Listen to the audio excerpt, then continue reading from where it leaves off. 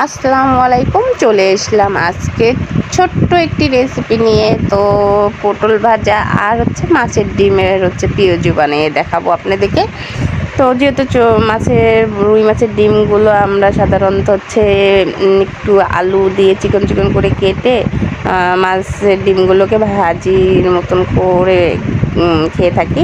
তো বাচ্চারা খেতে চায় না, যার কারণে মাথায় বুদ্ধি চলে আসলো, তা পেঁয়াজু বানিয়ে ফেললাম।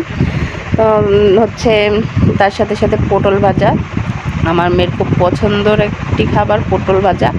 তো এইভাবে আমি সবগুলোকে সুন্দর করে ভেজে নিচ্ছি, আর খেতে এত দারুণ মজা হয়েছে তা বলার মতন নয়। আর ওরা বুঝতেই পারেনি যে এটা মাছের ডিমের পেঁয়াজু। এই আনকমন একটি রান্না। তো বাচ্চারা যখন খায় না তখন ঠিক এভাবে করে রান্না করে দিলে ওরা তখন মজায় মজায় খেতে পছন্দ করে। নতুন